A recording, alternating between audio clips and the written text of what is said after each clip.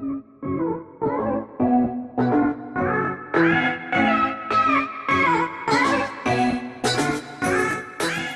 guys, welcome back to our channel. And today, well, first I'm Janelle and this is Chad, Nail Gun Nelly.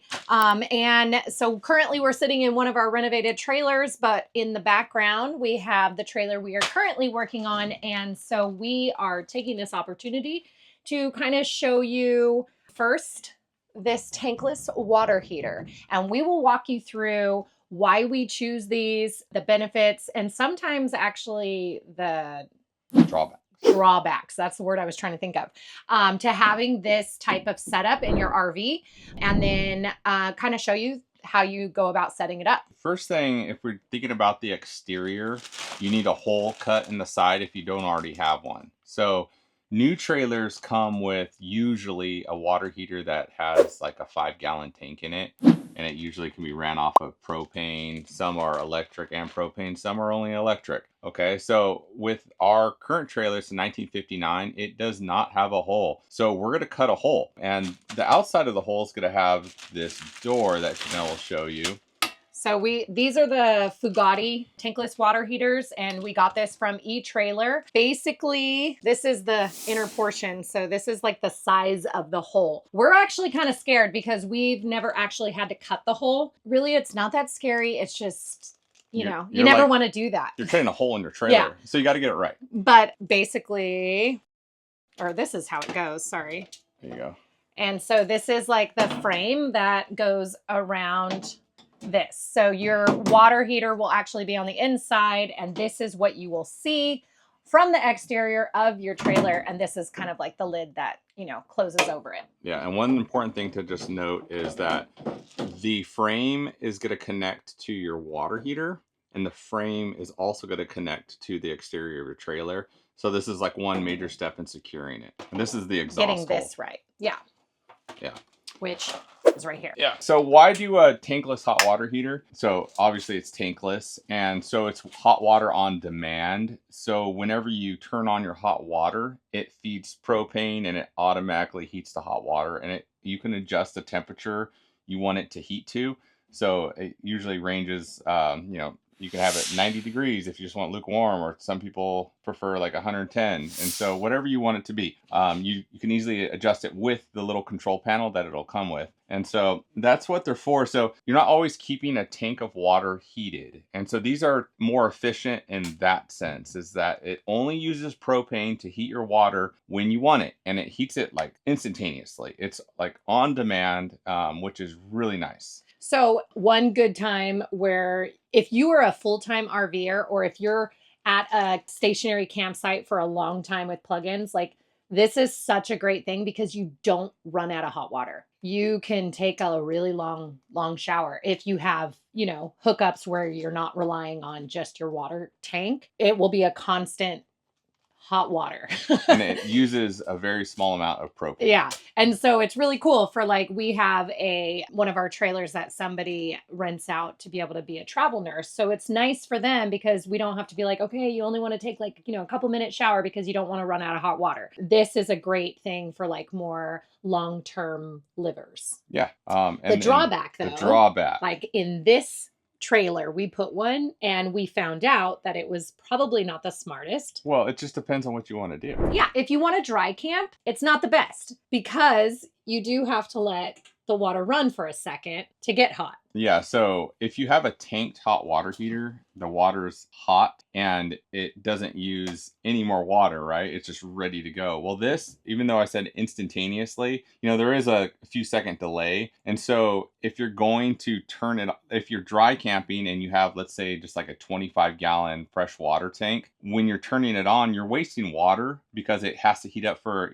like 5 seconds. And when you're dry camping, as you guys know, water's precious. You don't want to run the faucet without actually using it. Yeah, and so, a lot of times when we've dry camped, a lot of our shower setups have a handle that you can just turn the water on and off with your hand, because we're just getting wet, turning it off, scrubbing down, rinsing off, right? Well, if you do it like that, you're not going to have any hot water because it needs to heat the water for a second to get to you. So this is the best for if you're with hookups, or if you have a really large hot water tank or fresh water tank. And in the case that you are more into dry camping, which we're not going into this, but like for our van, it was amazing having, what one was it that we had? The 5-gallon? Well, we had a 5-gallon electric. So it does take a lot more power, but you can, if you're like, okay, we're going to be taking our showers in 20 minutes, 30 minutes, you turn it on. And so you will have hot water immediately, but it will run out. Yeah, you only got the After 5 5 gallons, or depending on how big of a hot water, what is it how called? big your tank is. Yeah, however big of the machine you get, that's how much hot water you have. But for our van, when we were like, you know, you don't use water unless you need it, it was perfect because we could turn it on and then in 30 minutes, we knew it was going to be immediate hot water. We would shower with our little bidet squirter and then just turn it off. So there's different types that you can use. And in this case, we usually tend to go to hookups. So that's why this is great. This is great for us. But if we do dry camp, I usually just go to the facilities. If needed. I mean, if needed, or you it. just dry camp like you're camping. You know, another great thing about an electric one or a tank water heater is it does hold 5 gallons. And so let's say you have a 25-gallon freshwater tank and then you add that as your hot water option. Now you have a 30-gallon setup because it holds that 5 gallons. And then like Janelle said, the drawback to an electric one is we had 200 amp hours. We had a lithium battery set up with 200 amp hours, and it would drain in that like 5 minutes it heat up. And we would do it once a day. It would drain the battery like 60% of the 200 amp hours. And then we would do it at the end of the day. Our solar panels were working all day and our batteries were fully charged. But then when we officially go to bed after using that tanked hot water heater, we would have like 40% left, which still was plenty. And then in the morning when the sun comes out, it charges your batteries again. So it's just like you got to think about your situation. But like Janelle said, this situation for us, because we usually go to hookups, is best. Yeah. And so that's kind of the rundown of all of this. There's really not too many parts with it. This is the tank that you get. And then you do need to order the door separately. And they come in multiple colors. We went with white because we just painted our trailer white. But I believe they have like a gray and a black. And then we'll show you how to install it. And well, let's just look real quick. Oh, sorry. When in the front here, you can see the exhaust here that goes through the hole on the cover like I showed you. And then there's an on and off switch. It has its own fuse, which is nice. And if there's any like pressure, over pressurized, it has a pressure regulator and it just drips out. So it's really simple. You don't really have to do a lot. You can turn it on and off in the front. The back, you have an in and an out. I can't really see. It's like I think that's like cold water in, hot water out, propane in. And so there's 3 things. You're hooking your plumbing line to 2 spots, right? Because you have an in and then it heats up and then an out. And so just two things to hook up there, and then your propane here. And we usually hook like a flex line up to it. It's really easy. And then your wires here, it's really easy to do, but there's wires here for your control panel where you can easily adjust like how hot you want it to heat it. And you can see they're very nicely labeled: water inlet, water outlet, and then gas inlet. Yeah. And then these are your wires. So you will need 12-volt wires. Yeah. So one to power it. And then the other setup is for your control panel to adjust the temperature. Yes. That's it. All right, guys. So this is actually going to be underneath our sink where we're choosing to install this. And here's the water heater. But basically, I'm going to cut a hole out right there. And I'm going to install the water heater there, and that'll be the access point on the outside of the frame as well. So what I'm going to do is actually place the water heater to get like a rough idea where it's going to be.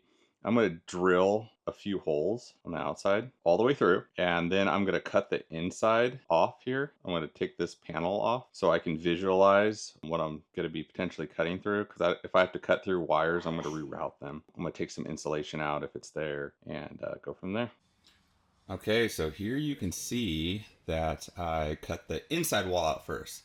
So I just placed the wall heater or the water heater in place, and then I drew around it, got my square, cut it out, and now you're visualizing the insulation. Okay, so here you can see I have a hole, and I originally wanted it all the way on the ground, but when I cut the wall open, and this is why I cut the wall open on the inside first, I had these big braces and that little stud as well. And so this one here and these guys here.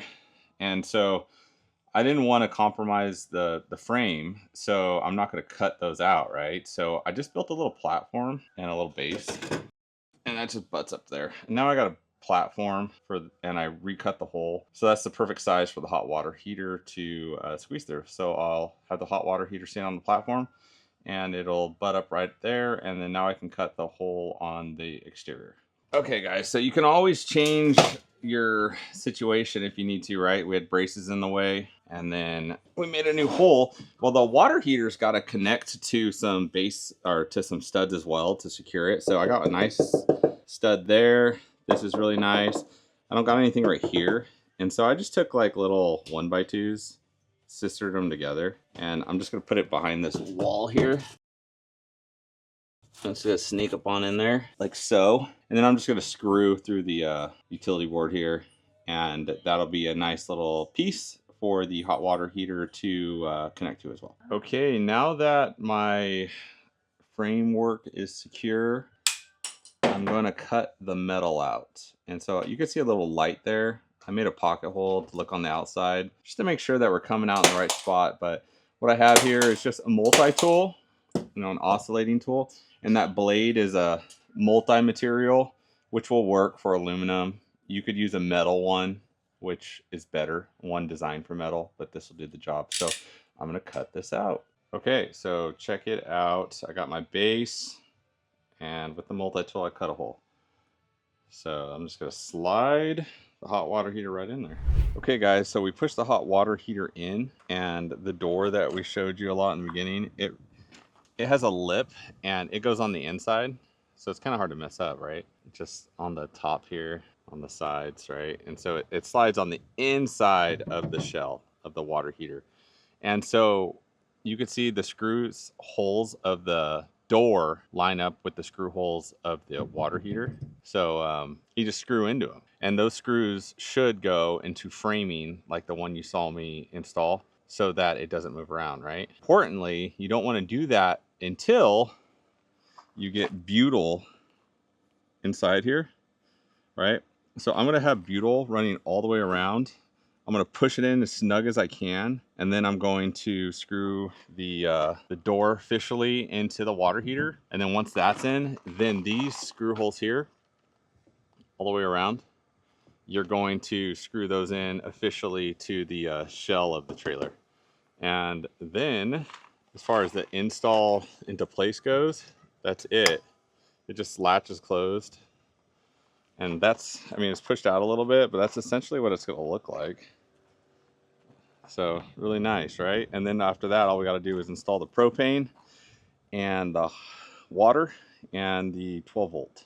Okay, so now we're on the inside of the camper, and here you can see this is the back of the tankless water heater, wherever you did mount it. And so really quickly, this is the setup. So basically you're gonna need some 12 volt wire, and this is gonna go into how it gets power, and this will go over to your 12 volt fuse block.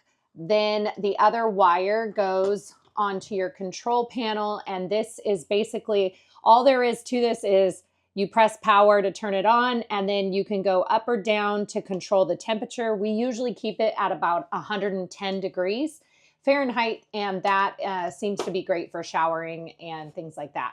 Then the other few things that we have is this is your water inlet. So this is connected to our water tank over there, along with the hot water line that goes and will deliver the hot water to the sink faucet, bathroom faucet, and shower over that way. The only thing we do not have hooked up yet is our propane line, but that'll be getting hooked up shortly, and this is where you put that. And once that is all put together, that is all there is to it. So this is a really nice system to have in your RV, especially if you're full-time living, because you can have endless hot water. And it is a pretty simple exchange, especially in newer models where you don't have to cut a hole in the exterior of your trailer because it's already there.